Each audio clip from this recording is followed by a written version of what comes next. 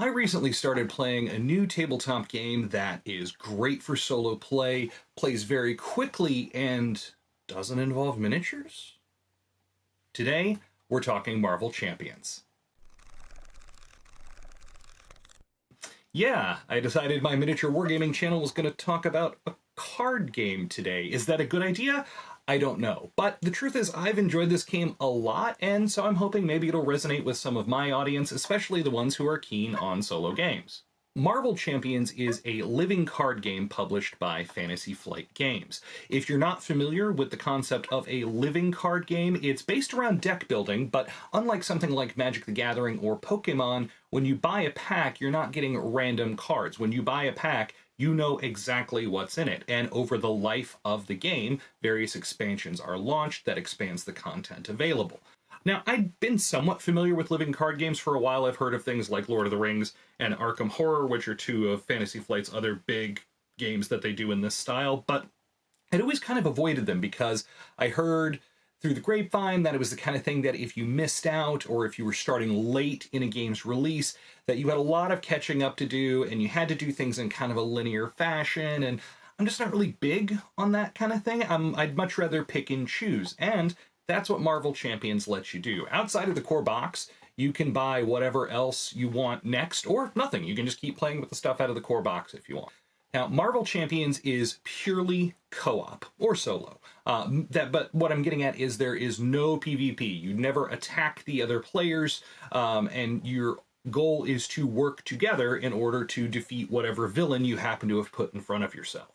The core mechanics of the game are based around a concept of hand management. Again, to make the comparison to Magic the Gathering, in Magic you've got lands and things out on the board, and you tap those lands in order to get resources, whereas in a game like Hearthstone or Marvel Snap, you just accrue a given amount of resources each turn. Marvel Champions doesn't work that way. You have a hand of usually 5 or 6 cards, but there is variation on that potentially. And what happens is each card that you have in your hand and not has a cost in the upper left corner, denoted by a number, and then in the lower left corner has a resource indicator. There are 3 different resource types plus wild, which can count as any resource type. So say I had a 2-cost card I wanted to play.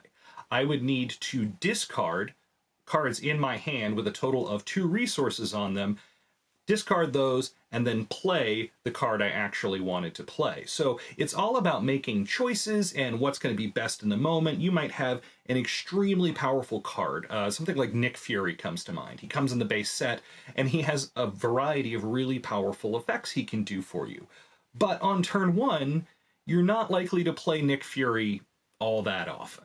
Then, once your turn is over, you've played all the cards you're going to play, you draw back up to whatever the hand size printed on your hero's card is. Like I said, usually 5 or 6 depending on state, but we'll get to that in a second. Before I go any further, I do want to take a minute and shout out some of the creators that really helped me on my journey beginning Marvel Champions. There are a decent number of creators out there for this community, even though it is a kind of a small niche community. So I want to take a minute to give a special thank you to Get Up and Game, to D20 Woodworking, and to Nelson All Over Cards. They all have great beginner's guides. I think all 3 of them might have buying guides as well to give you some advice on, after you buy the core set, what would be good choices to buy after that. So to highlight some of the rest of how the game plays, I want to go over what should, if you decide to buy this game, what should absolutely be your first purchase, and that's the core box, perhaps unsurprisingly. Now, the core box, it retails for about $70 American, and in that box you get 5 heroes, and you get 3 villains, and you get a collection of cards in the 4 aspects to build your decks with. It does come with 2 pre-constructed right out of the box, ready to go decks where they say, hey, when you're going to play your first game, we recommend using these. I believe it's Captain Marvel and Spider-Man. Speaking of Captain Marvel and Spider-Man, let's talk about the heroes that you get in the box. Like I said, there are 5 of them. There is Black Panther, Captain Marvel, Iron Man, She-Hulk, and Spider-Man Peter Parker. I specify Peter Parker because there is later on an expansion that includes Spider-Man Miles Morales. The 2 pre-constructed decks, like I said, come with in certain aspects, and then you're encouraged to build suggested decks for the rest of the heroes. Now, an aspect in Marvel Champions works kind of like a color does in Magic the Gathering, or even like a suit does in playing cards.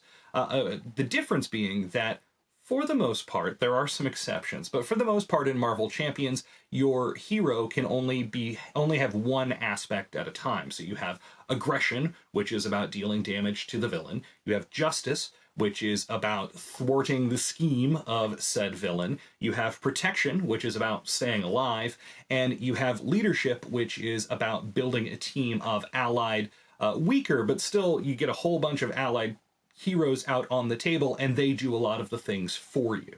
Deck size is 40 to 50 cards, but if you have any real experience in card games, you'll know that going toward the lower limit is almost always the right move. The reason for that is every hero in Marvel Champions has 15-ish bespoke cards. They're hero-specific cards that are the things that only they do.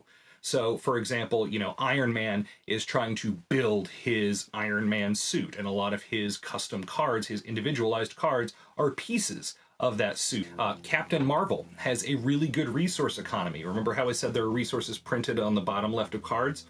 The vast majority of those are worth 1 resource. There are a few that are worth 2.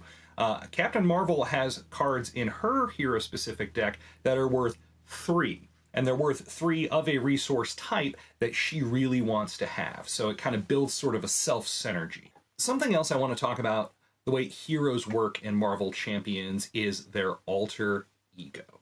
So every hero card has 2 sides to it. The hero side, Spider-Man and Captain Marvel and things like that. But they also have the alter ego side, so Peter Parker and Carol Danvers. And what happens is they have different abilities on each side. The hero side is where most characters are going to spend a majority of the time. There are exceptions. That's where they do the actual attacking and the actual stopping of the villain's scheme. It's where their defensive stat is. And their alter ego side is where they can recover. They can heal some hit points. They often have different abilities on their alter ego side, and they pretty much always have a larger hand size on their alter ego side. This is especially important for characters like Iron Man. So Iron Man, when you first start the game, in Iron Man form, he only has a hand size of 1, whereas on the Tony Stark side, he has a hand size of 6. Now the Iron Man hand size goes up the more pieces of his suit or other pieces of tech that you have out on the table, which is really kind of thematic if you think about the way that Tony Stark and Iron Man work. So Tony Stark is almost always going to want to spend at least 1, often 2 turns in his alter ego form in order to keep that large hand size and be able to lay out enough stuff to eventually build the Iron Man suit. And once you do build that suit, his hand size goes up to 7, and he is an absolute powerhouse at that point. But early game, he can have some struggles, especially if you have a villain who can finish their schemes and plans very quickly. So even within the core box, like I said, you have heroes like Carol Danvers, or like Captain Marvel and Spider-Man, who, they don't need a lot of setup necessarily. That's probably why they suggest playing with those heroes first, because all of the others have some little quirk. Black Panther has some similarities to Iron Man in that you want to build up his upgrades, his suit, his blades, his tactical genius, and then his mechanic revolves around playing copies of a card called Wakanda Forever that activates the special abilities of all your little bits. And then She-Hulk flips back and forth a lot between hero and alter ego form, which, if you're familiar with how She-Hulk and Jennifer Walters kind of coexist, again, makes a lot of sense. I like how much care they've clearly put into thinking about how heroes will play on the tabletop. Now, after you've played a little bit with the pre-constructed decks, I definitely recommend playing around and switching aspects for various heroes. Every hero can play in every aspect. Now, there are going to be some they're better and worse at than others, but potentially that's 20 different deck archetypes that you can get out of the core box with your 5 heroes. There are also websites out there like Marvel CDB, which is a huge kind of depository and database of decks that people have built over the years, and you can filter by your card collection. So if you only have the core box, then you can filter by core box decks, and this is kind of what people have, tweaked and improved on from the decks that you get to begin with. Before we move on to villains, one more thing I did want to say about Alter Ego is, again, I feel like it just feels Marvel to me. How many stories, if you've read Spider-Man or even just watched the Spider-Man movies, how much of his story revolves around, the tug of war between Spider-Man and Peter Parker? And Spider-Man is probably one of the more extreme examples of that. But every hero kind of encounters that to a degree. And again, the game does a great job capturing. Now, the next thing that makes this game extremely replayable, even with just the core box, is the approach to villains. Now, you get 3 villains in the core box. You get Rhino, you get Claw, and you get Ultron. All 3 of them play very differently from one another. And then there's normal mode, and then there's expert mode. So if you get really good at just smacking Rhino around every time, then maybe try him on expert mode. Interestingly enough, they do suggest Rhino is the first villain that you play against, and I kind of see why. Though his mechanics, his scheme can get away from you real quick if you're not careful. So just keep that in mind. But beyond that, beyond the actual villains themselves, they have produced what they call modular sets. And it's kind of exactly what it sounds like. They're modular. You can swap them in for different ones and kind of customize the experience however you like. There are 5 of those modular sets in the core box, and then now even some of the heroes have started coming with one. The first hero I actually bought before I owned the core game, I was playing with my brother's set of core cards. I bought Wolverine. And he comes with a modular set, Lady Deathstrike. So you have a lot of customizability, even if you're playing the same 3 villains over and over again, depending on what else you buy. Now, while I've said there's a ton of replayability in the core box, and there is, playing the same 3 villains with the same 5 heroes over and over and over again would eventually get kind of boring. So if you like the game, you're eventually going to want to buy some other stuff. Again, I'll defer to, I think I largely went with Get Up in Games buying guide on what I ended up buying next, in that I bought a couple of heroes that he suggested, a hero that I liked. Like I said, I'd already bought Wolverine, and then I bought the Rise of the Red Skull expansion. The Rise of the Red Skull expansion is really nice because you get a lot more bosses, 5, I believe, as well as 2 new heroes. You get Hawkeye, who's an interesting challenge to deck build for. Sometimes he's not the strongest hero by any means, but you also get Spider-Woman, Jessica Drew. Now, I'm kind of a Spider-Woman fan, and so I was really excited about this. Now, to boot, she is really, really powerful, especially if you play solo like I mostly do. Most interesting thing about her is that she splits aspects. So remember earlier when I said that characters only pick one aspect when they build a deck? Well, she picks 2. So you can really kind of open up the deck building. It's a really good exercise to practice deck building with her, because you have to think a lot about synergies and combos and stuff like that. As of the time that I record this in April, well, I guess it'll probably come out in May of 2023, there are more than 40 heroes and more than 30 villains available for you. The best bang for your buck, like I said, is going to be boxes like Rise of the Red Skull. That's a good one to buy first, as Josh from Get Up and Game pointed out, and I agree with, because the villains aren't that much harder than what comes in the core box. You get a lot of cards to expand your collection with and vary up how you build decks. And like I said, you get 2 heroes, one of whom is really strong in solo play.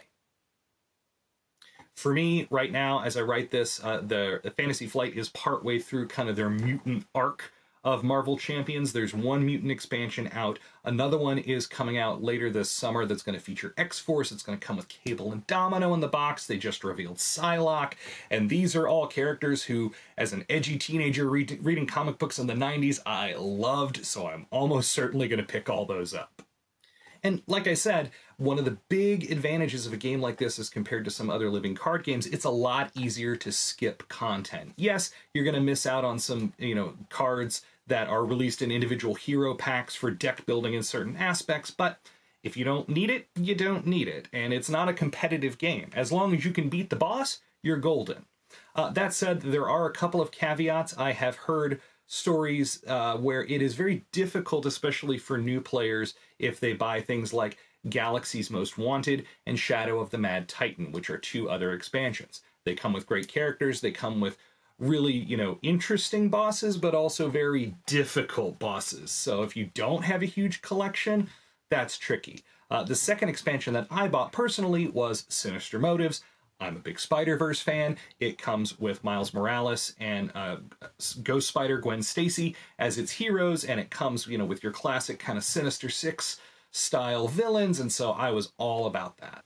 So beyond the expansion packs and the individual heroes, there are also scenarios that you can buy. These are packs that come with a villain, and then often a lot of these modular encounters, especially if you're talking about something like the Hood. I think he comes with half a dozen of them all on his own. So there's a lot of different ways that you can expand who you're fighting against, as well as who you're using to fight. So who is this game for? Like I said, and this has kind of been a theme in a lot of my recent videos, I love games that are solo friendly. This certainly is, though it also plays very well in co-op. The games do take a little bit longer in co-op, but in solo, from setup to done, you're talking like maybe, a little over half an hour for a tougher battle. Co-op, it can take a little longer, but in all the games I've played, both 2 and 3 player, it was still under an hour to finish the game. So you can get in and out very quickly, which for people with jobs and lives and things is really important. Also, it does not take up a ton of space. Very easy to play on a kitchen table. Nearly all of my games have been played on kitchen tables. Also, I know for me, getting into my first living card game, the draw of the Marvel IP is really cool. That said, though, Arkham and Lord of the Rings are both big draws for me. But for someone who's maybe not as familiar with tabletop gaming, not as much into fantasy-type stuff, everybody knows Marvel, especially in the world that we live in with how huge the Marvel Cinematic Universe is. So I hope you found this video helpful. If you want to directly support the channel, the best way to do that, 1, is watching to the end, so thank you already. 2, like and subscribe. If you are feeling like sharing a little bit of monetary help with the channel, I do have a Patreon, link down below. Also linked down there are the Marvel Champions channels that I mentioned earlier on. Please feel free to go by, say hello to them, watch their content. Like I said, they make really helpful stuff. There's actual play content so that you can see what the game actually looks like on the table, as well as some guides and discussion. I am hoping to get back to Marvel Crisis Protocol. In fact, I've got Immortal Hulk sitting on my painting table right now so I can round out my Midnight Suns roster for MCP, and I'm really hoping to get some more of that content because that's another game that I think is absolutely fantastic. Until next time, face front, true believers, and thanks for watching.